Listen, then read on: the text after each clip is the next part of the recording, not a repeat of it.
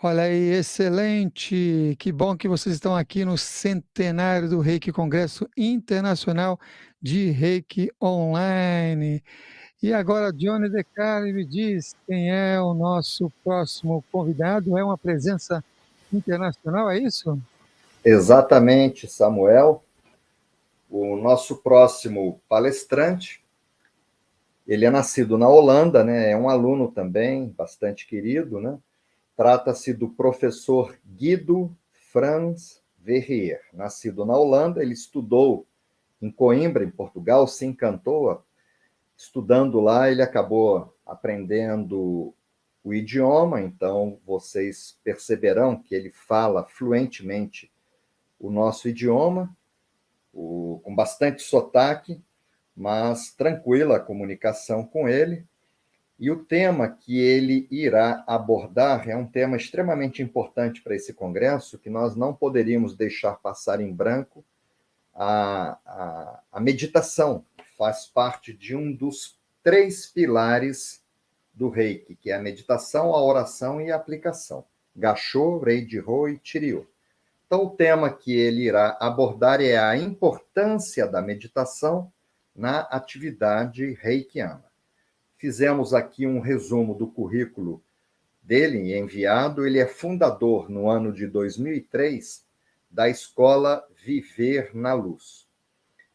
O Guido é graduado em Biologia e também em Belas Artes pela Escola Superior de Educação em Groningen, na Holanda. Ele ensina mensalmente Reiki a adultos e crianças, organiza retiros e encontros de Reiki e outras práticas holísticas. Em 23 anos de atividade, o Guido iniciou mais de 1.000 novos reikianos.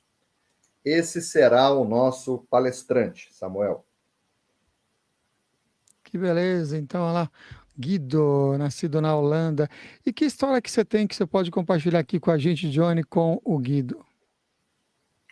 Tem uma história bastante interessante.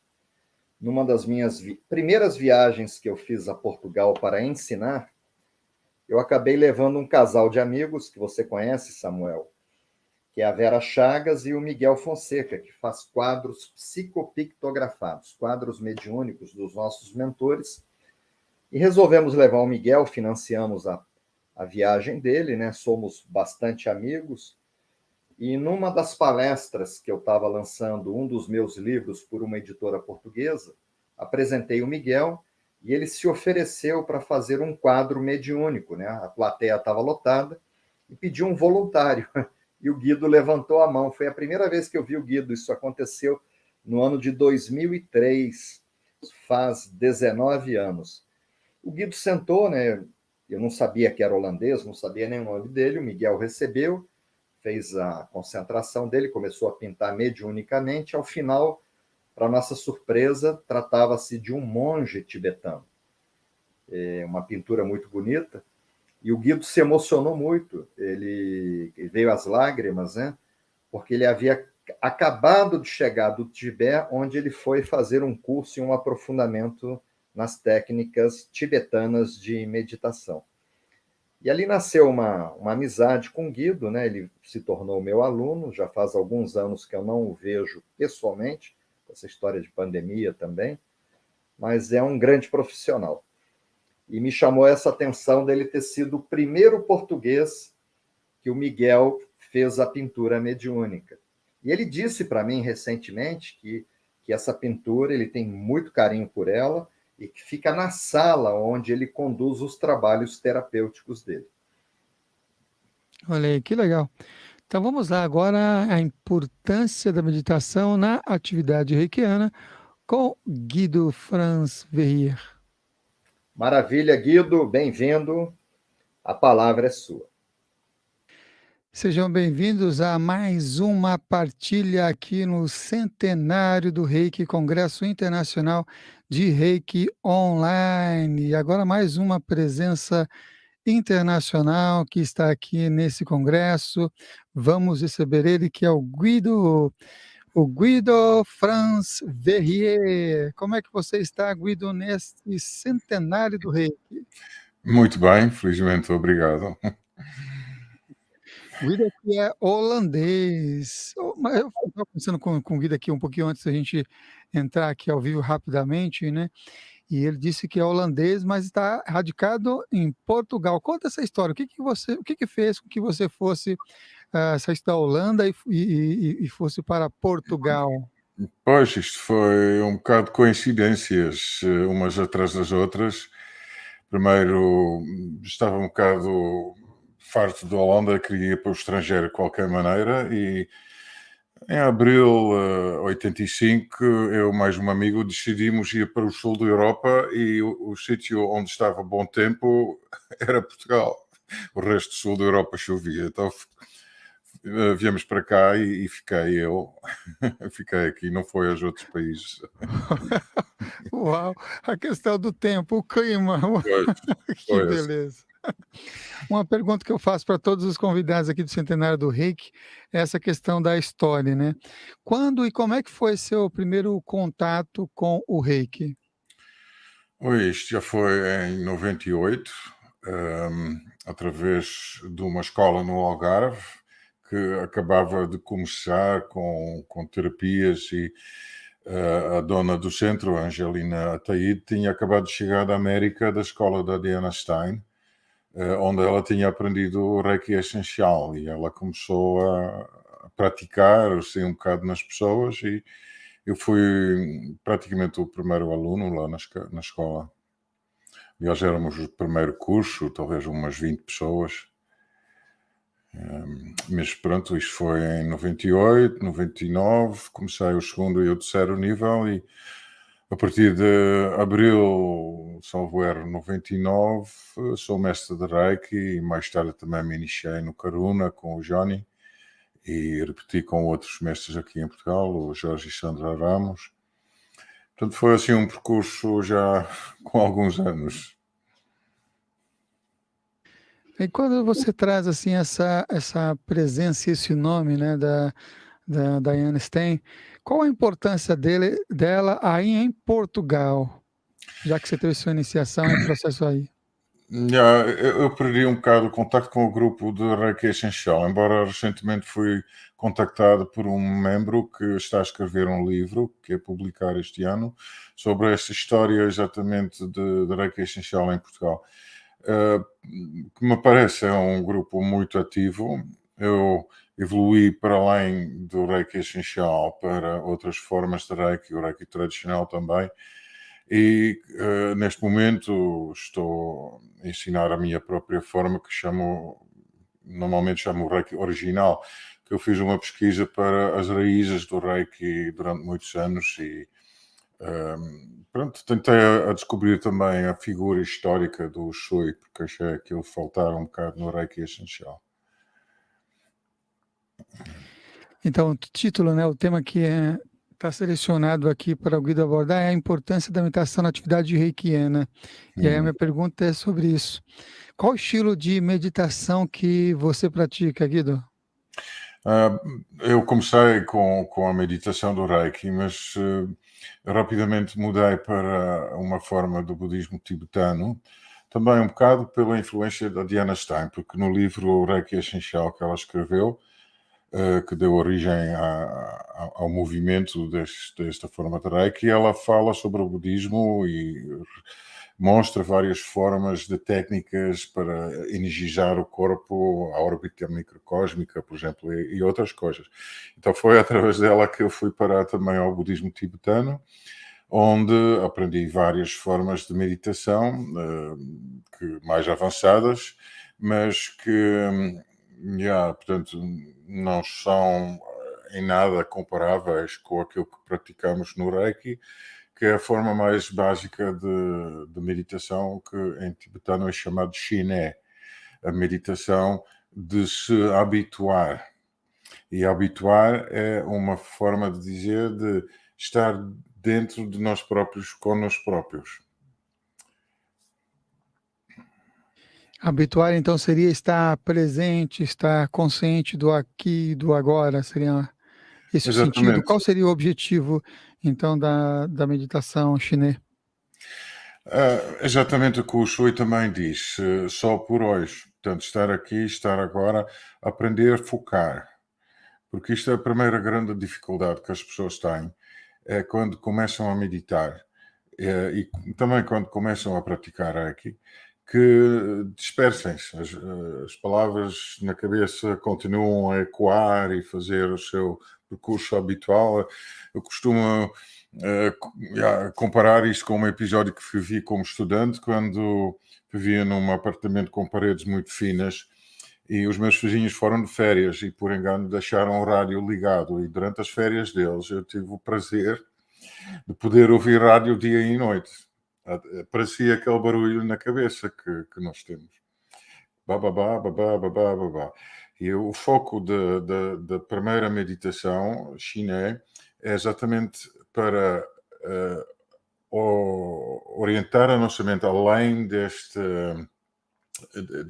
barulho interior, esta conversa, este diálogo constante e concentrar-nos sobre aquilo que pode ser um objeto, uma imagem, como está aqui atrás de mim, uma tanca tibetana com uma divindade, pode ser uma imagem do mestre Usui, um símbolo, vários outros objetos, pode ser uma vela ou um cristal, mas isto são objetos que nos ajudam a focar. Isto é o primeiro passo, focar.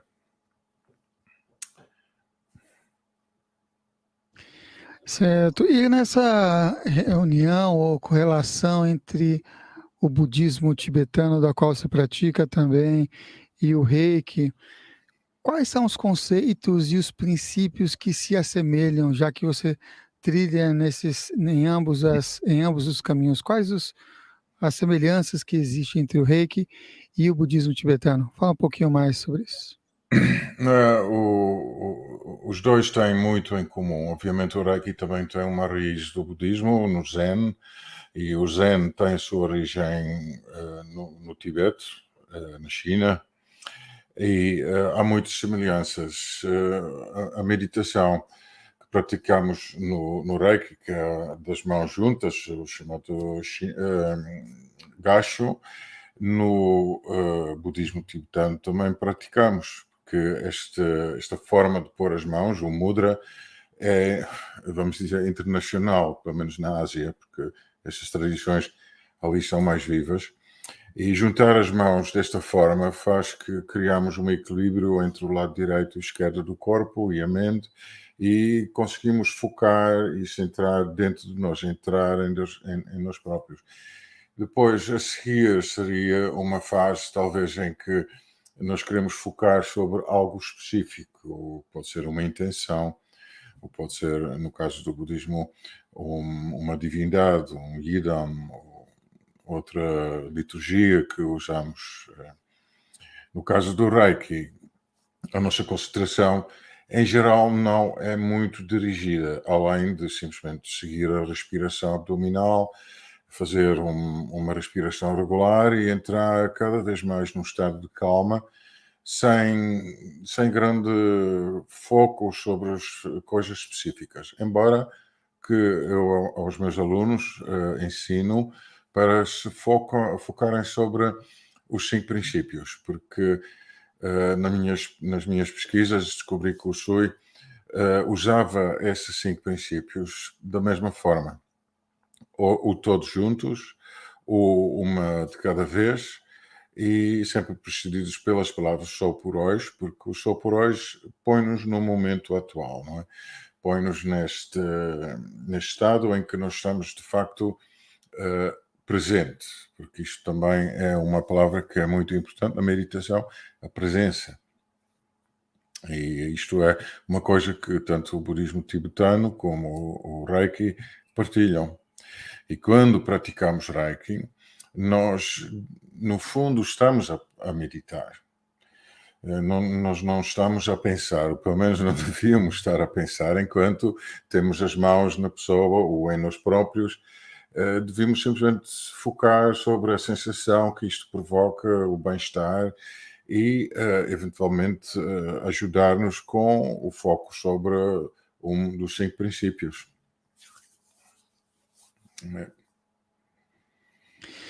Você falou sobre esse estilo, né? Ou essa linha de prática meditativa. E você falou que inspirado, inclusive, lá pela Diane Stein. Mas quando que você tomou conhecimento? Você foi iniciado no budismo tibetano, assim como você foi no Reiki? Conta um pouquinho dessa história, até você ser um praticante da meditação chinês. Nou ja, no Reiki temos a iniciação, no budismo também temos iniciações. São processos muito demorados, que basicamente têm duas partes. É uma parte que é o mestre vai ler o texto, a liturgia, como nós traduzimos isto, e de facto no curso de Reiki também fazemos isto. O mestre vai contar o conteúdo do primeiro nível, do segundo nível, etc. Depois segue-se então este processo da sintonização.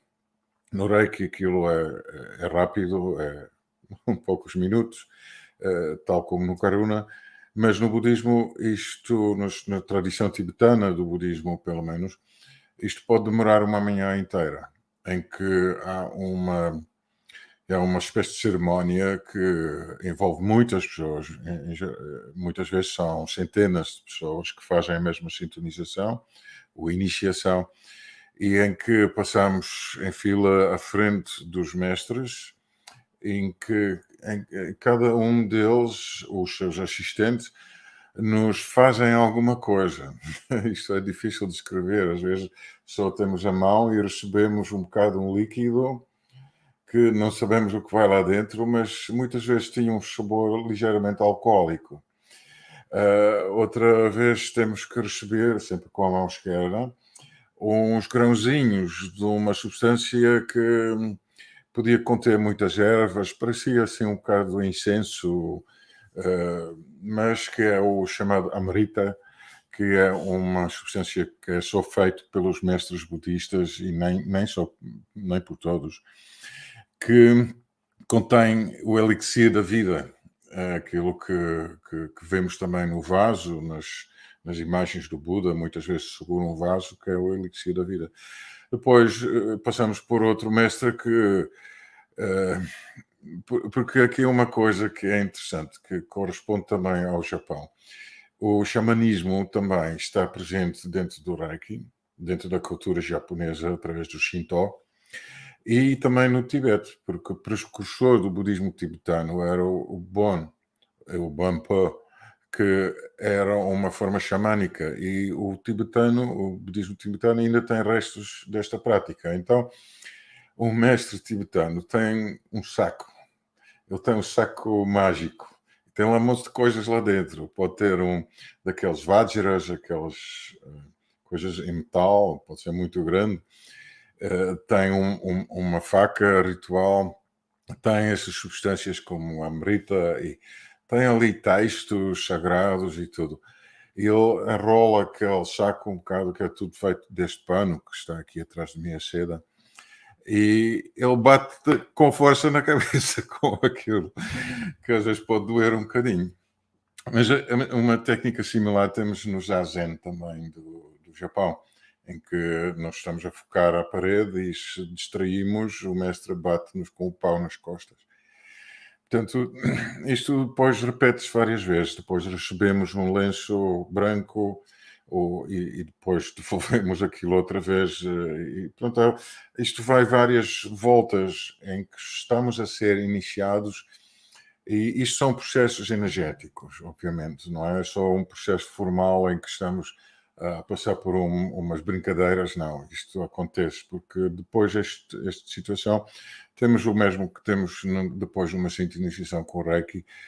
Sentimos diferentes, sentimos elevados, podemos ter visões, ou ver cores, há uma certa elevação da nossa energia. É assim que se procede lá. Uma das coisas que você trouxe, né, relacionado ao processo meditativo, é essa questão dos mantras, né? Os mantras. Fala um pouquinho mais o que é que são os mantras e qual é vamos chamar assim, um dos principais mantras no budismo tibetano na escola que você faz parte, E para o reiki, como é que seria essa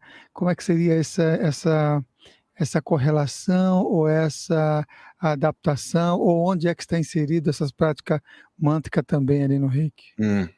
É uma boa pergunta, porque os mantras são, no fundo, também um bocado a base do Reiki. A prática do Mikao Shui tem as suas raízes no budismo japonês, neste caso, e os mantras fazem parte da prática de qualquer monge. Mantras e os mudras. Mas os mantras, no budismo, o mais conhecido talvez é Om Mani Padme Hum, que é o mantra nacional do povo tibetano, e quando estamos no Tibete, ou na Índia, ou no Nepal, onde se reúnem os refugiados tibetanos, eles andam à volta de uma chamada stupa, que é um edifício sagrado, e eles repetem constantemente este mantra, Om Mani Padme Hum, Om Mani Padme Hum, Om Mani Padme Hum, e fazem aquilo muito rapidamente. Às vezes nem se percebe as palavras que eles estão a dizer. Então, isto ajuda-os para concentrar e eles também dizem que ao vocalizar estas palavras, nós atraímos as divindades que nos ajudam na nossa prática e no nosso dia a dia, e podemos criar um estado mais receptivo. Quando olhamos para o Reiki, o uso de mantras hoje em dia não é assim tão destacada, vamos chamar isto assim. É uma forma que ficou um bocado pelo caminho. Ainda existe a forma do Kotudama, que é um bocado também nas artes marciais, praticado também em várias outras escolas na China e no Japão, em que usamos um vogal, o A, o O, o E e o U, e repetimos só um vogal e começamos a entrar na energia deste vogal, que pode afetar um dos 5 pontos, ou 3 pontos energéticos. Isto, os chakras no Tibete depende da escola, são 3 ou 5. Na Índia já falámos de 7, e há outras tradições que têm até 12 ou 13. Mas pronto, estes focais ajudam para energizar a pessoa de uma certa forma e libertar energia em sítios bloqueados. No Reiki, a prática mais comum que hoje em dia é o recitar dos 5 princípios. Um deles, um de cada vez.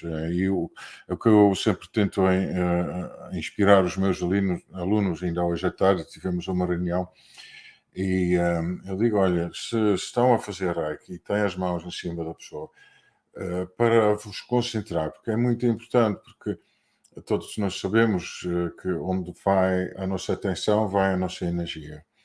E se durante o Reiki estamos a pensar em tudo e mais alguma coisa, perdemos grande parte da energia que podemos transmitir à pessoa ou a nós próprios. Então usamos este mantra, por exemplo, só por hoje estou calmo, só por hoje estou calmo, só por hoje estou calmo, etc, etc. E isto ajuda-nos a focar e cria um estado de tranquilidade e centramento, pouco a pouco. Porque o efeito mântrico, como é chamado, é um efeito que não acontece logo, aquilo demora algum tempo, e às vezes é muito tempo, às vezes é menos tempo, é conforme também a capacidade do aluno, o treino que ela tem, mas também depende do mantra, porque há mantras que não são apropriados para usarmos, que precisamos talvez purificar algo dentro de nós que o mantra vai fazer, mas que pode ser precedido por outro mantra. Por isso, o Shui tem esses 5 mantras nesta sequência por um motivo. Aliás, não foi ele que os inventou, mas foi outro senhor em 1914 que os publicou num livro que o Shui gostou muito. Mas ele reformulou estas frases e pôs-os assim. Calma é um estado que necessitamos para começar com tudo isto. Não é? porque sem a calma, portanto, todos os outros não conseguimos realizar. Depois, o último é o que mais tem em comum com o budismo, e nem só, que é a compaixão. E no budismo, normalmente só se concentra sobre este aspecto da compaixão. Não vamos para a calma, ou gratidão, ou etc. as outras. Vamos diretamente para o fim da linha. E concentramos sobre esta compaixão em forma de um Buda, o Buda de compaixão, que é representado pelo mantra Om Mani Padme Hum, que é o Buda Chenrezig, que está aqui atrás de mim, que é um Buda branco, mas também pode ser, por exemplo, a Tara, o Kuan Yin. Portanto, tem vários nomes, dependendo do país asiático. Mas, pronto, é um bocado assim que isto funciona. Vamos voltar um pouquinho, né? Antes ainda de voltar um pouquinho, eu vou pedir para você falar um pouquinho mais sobre as histórias de Xerez e sobre essa tanca que está aí atrás, para as pessoas também saberem um pouco dessa sintonia. E a utilização, por exemplo, no budismo tem essa utilização das imagens, né, das tancas, e como que também são utilizadas as imagens no Reiki. Pois no Reiki nós temos estas imagens que nos ajudam na forma dos símbolos. O Shui inicialmente não usava nada disto, porque ele era um monge que praticava já há muitos anos e tinha a sua própria maneira. Mas num certo momento ele viu que para os alunos dele que estavam a começar, que tinham imensa dificuldade em concentrar-se, podia ser útil usar uma imagem e um som. Daí os mantras e os mudras que aconteceram. E os shirushi e portanto, aqui um pequeno entre aspas que tenho que dizer. A palavra mantra não é a mesma coisa que usamos no Reiki. Mantra literalmente quer dizer protetor da mente. E é para calar esta mente, para ele não andar por todo lado. Os shirushi no Reiki são tipo encantamentos, são mais manifestações de uma intenção. Portanto, vão um pouco mais além do efeito mântrico, mas eles têm um efeito mântrico quando nos repetimos, porque o efeito de mantra é feito pela sua repetição. E então, pois, se repetimos, por exemplo, Shokurai, Shokurai, Shokurai, Shokurai, nós tanto beneficiamos da intenção que está dentro do Shokurai, que é o poder, o ativar, como do seu efeito mântrico que nos vai ajudar a focar a nossa atenção sobre um ponto. E assim é com os outros também. E, portanto, com os mantras no Reiki, eu acho que a maior parte das pessoas não percebe muito bem o que estão a fazer quando repetem, porque a instrução que temos no Reiki é muito básico e dizem simplesmente, repete 3 vezes o mantra antes de fazer o desenho, o símbolo e tal. No que eu vi, o Shui não tinha esta regra. Aquilo poderia ser o dia todo, dizer Shokurai, Shokurai, Shokurai. Ele, como os mestres asiáticos fazem, escolhia para cada aluno o mantra que ele precisava. Com o tempo, começaram a estabelecer 3 símbolos e 3 mantras, embora que é engraçado, o segundo mantra do Seihiki não é mantra. Aquilo, a palavra Seihiki quer simplesmente dizer hábito. Mas começou a funcionar com mantra e funciona muito bem com mantra. Mas isto foi uma coisa que o Franka-Java Peter, um investigador alemão que vivia no Japão, encontrou quando se encontrou com o Sr. Yamaguchi e eles os dois a beber chá e falar sobre o Reiki e ele disse, você também usa os mantras, o Shokurai, o Seihiki, e ela começou a rir quando ele falou Seihiki E o tradutor depois diz, pois, ela ri-se porque você está a dizer hábito, hábito, hábito. E aquele símbolo não tinha um mantra. Originalmente não tinha. A palavra Seihiki vem da técnica Shiryo Seihiki. E isto quer dizer a técnica de mudar os hábitos, que é exatamente o que a Takata descreve ali, em que usamos o Shukurai.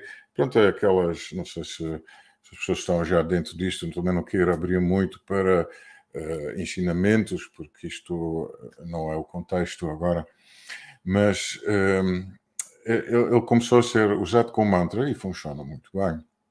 E depois temos os outros, já há os mantras também para o nível do mestre, que são utilizados ocasionalmente, ou não, podem ser usados para cura também. Mas o mantra, dentro do Reiki, eu achei pena, porque quando eu comecei a praticar o budismo, comecei a perceber o poder do mantra. E comecei a perceber melhor porque o Shui tinha escolhido estes 5 princípios, estes 5 mantras, e eu achei que ele, com certeza, e mais tarde vi isto confirmado por outros investigadores internacionalmente conhecidos, que o Shui teria usado os mantras de uma maneira mais livre do que habitualmente somos ensinados. Não só 3 vezes enquanto desenhamos o símbolo, mas como mantra, como técnica de concentração e de foco e como ajuda na meditação. Senhora.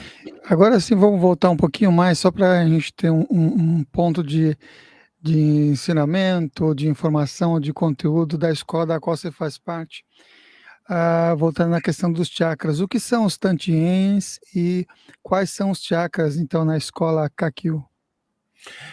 Pois, nós temos no Kagyu só 3 pontos energéticos, o Tandienes, no abdômen, então Hara, no coração e da cabeça toda.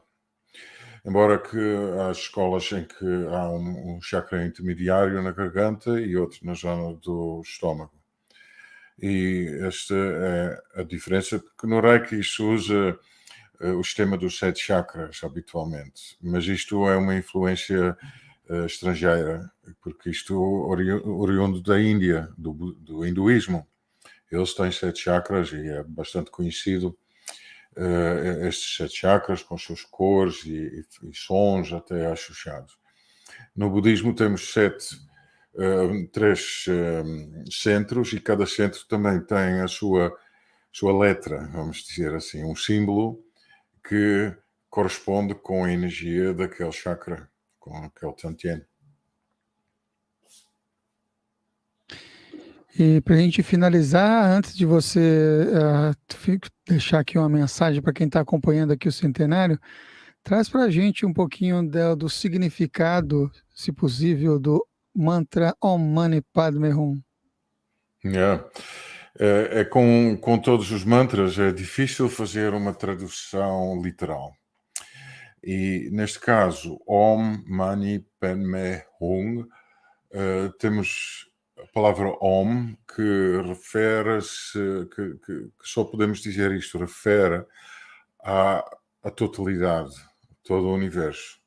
Mani podemos traduzir como joia.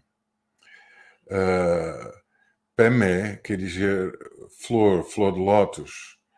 Hum é um termo, também um mantra, do Buda da Compaixão e que funciona como eles chamam aquilo em inglês seed syllable.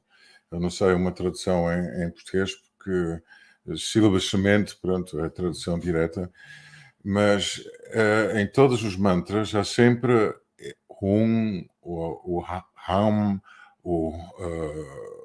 uma palavra, um termo, um seed syllable no final que é tipo a assinatura da divindade que estamos a utilizar.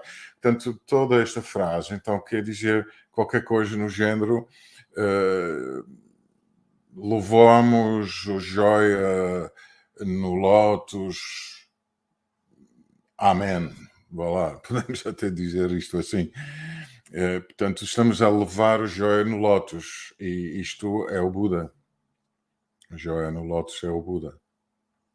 Portanto, eles têm formas muito, como é a dizer, muito poéticas para descrever estas realidades. E de facto só podemos descrevê-las assim, porque não há, dentro desta realidade esotérica, interior, energética, espiritual, a mente racional não tem lugar. E só podemos, como poeta, podemos abordar esta questão. Muito bem, agora estamos chegando aqui ao final dessa nossa transmissão com o Guido Franz VE, com essa temática, a importância da meditação na atividade reikiana. Está passando aí o site do Guido, que vocês podem encontrar, vivernaluz.org.